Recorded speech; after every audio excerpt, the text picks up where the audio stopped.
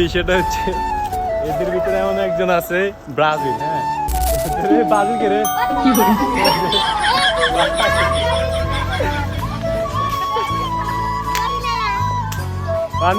আর্জেন্টিনার ভিতরে একজন শুধু ব্রাজিল। থাকলে যা অবস্থা হয়েছে দেখেন তা।